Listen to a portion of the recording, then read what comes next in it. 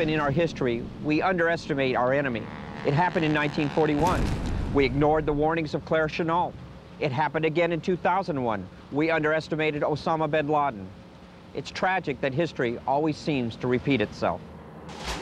But after Pearl Harbor, we learned how to fight the Zero, as demonstrated in this training film, co-starring a young actor who would go on to greater fame. There's just no use trying to dogfight a Zero. That's out. Your best bet is to hit fast, either the wings or just behind the cockpit. But if you miss, don't hang around. Claire Chennault and his Flying Tigers had learned the best way to fight back. Basic tactics for the American fighter pilot was to gain altitude, dive at the enemy, dive at the Zero, shoot at him because it's lightly armored. If you hit strikes on the aircraft, chances are you got it or set it on fire. And if you didn't, you just shoved the throttle into the corner and you kept on going down and go very, very fast. You would run away from it. In aerial combat, the worst mistake an American fighter pilot could make was to try to turn or pull up rather than just keep pointing into the ground as long as he couldn't go as fast as he could. If he made any kind of maneuver up or turn, the Zero could turn inside of him and it was all over. Claire Chennault had conveyed this information to Washington in the months before Pearl Harbor. This advice, too, was ignored. Had we gotten up 50 P-40s to face the Japanese Zeros, it is, in my opinion, the Zeros would have made short work of them quickly. It would have been a disaster.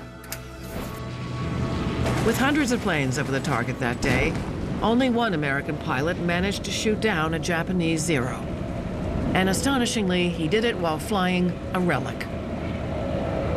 22-year-old Phil Rasmussen was a second lieutenant with the Army Air Corps. When the attack started, he immediately jumped into an aging P-36 pursuit plane, still wearing his pajamas. When we were over the Kula mountain range at 9,000 feet, we encountered these Zeros, and I had one of them lined up, and I let the 50 caliber slide in and started to fire by itself, and I saw some puffs on the fuselage of this airplane, and he started to smoke. At that same time, I was struck by another Zero, and my rudder cable was severed, my hydraulic line was severed, my canopy was shot off, my tail wheel was shot off, and I lost control of the airplane. I tumbled down into the clouds, which were about 5,000-foot layer, and finally got control of the airplane. Fortunately, no Zeros pursued me. After Rasmussen made it back to Wheeler Field, the ground crew counted over 500 bullet holes in his plane. Rasmussen was credited with shooting down a Japanese Zero and awarded a Silver Star. Still, he believes that an hour's warning would not have changed history. I don't think it would have made an iota difference because the time period involved. And what can you do in that time? You can perhaps disperse personnel so to reduce the casualties, but you certainly can't prepare yourself for combat in that kind of time. With no warning, outgunned and outtrained, the United States was at a disadvantage during the massive aerial assault. The Japanese held all the cards that day. Their training was better, their weapons were better, and their attack plan was brilliant. Part of that attack plan was the use of their secret weapon, the midget submarines. Now, over 60 years later, Unsolved History is ready to recreate the attack that changed the world. It was unreal. It was like you were back 60-some years ago. And in doing so, we may change history. November 22nd, 1963. America's heart stops beating as a president is shot in Dallas. September 11th, 2001. The world watches in horror as the word terror receives a new definition.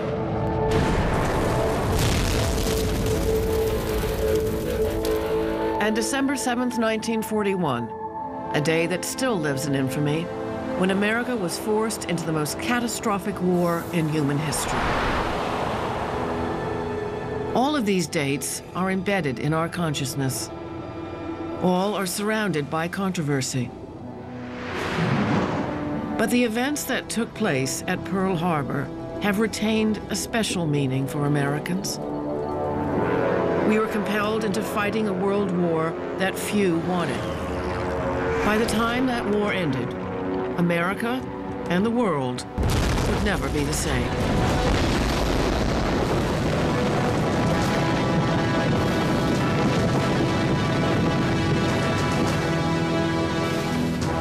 America had become a target. What really happened on December 7th, 1941? What lessons did we learn? What lessons should we have learned? On Unsolved History, the myths of Pearl Harbor. We are familiar with the haunting images of the aftermath of Pearl Harbor. By the time the Japanese had left their target, the harbor and the ships within had been reduced to a flaming ruin. But there was another perspective of the attack. Brief sequences shot from the point of view of the Japanese.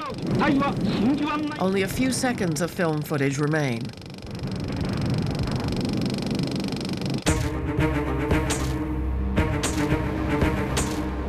But these photos, also taken by the Japanese, document the success of their aerial bombardment. They reveal bombs exploding, torpedoes hitting their targets, and ships sinking. Some experts believe that one of these photographs shows a secret weapon. In the center of the photograph is a large body of water where you can see torpedo planes have dropped their torpedoes towards Battleship Row, but there appeared to be a conning tower. They believe that this is the conning tower of a midget submarine that, in defiance of history, may have successfully fired a torpedo and hit an American battleship.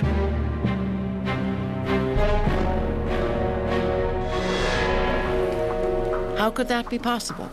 The midget submarine attack had long been considered a failure.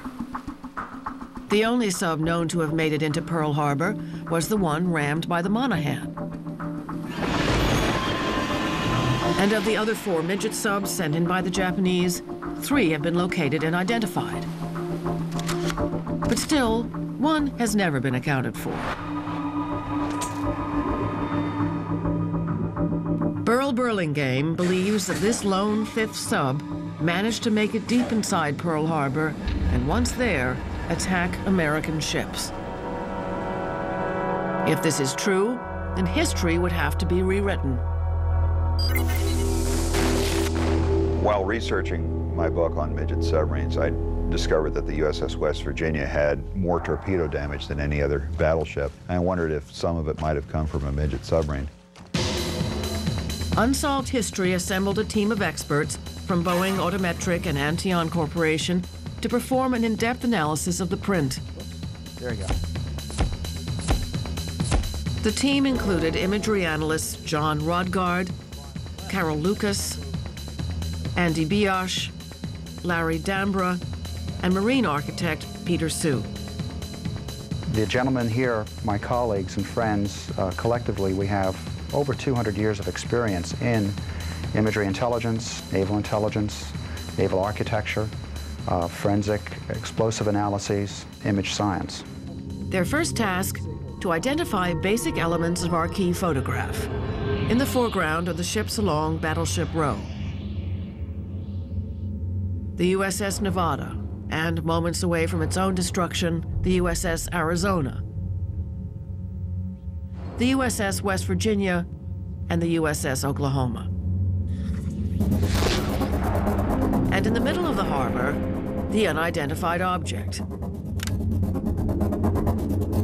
The photograph was apparently taken a few minutes into the attack. Splashes and tracks from aerial torpedoes can also be seen. Until recently, it was thought that all the splashes and tracks were caused by aerial torpedoes dropped from Japanese bombers. In fact, right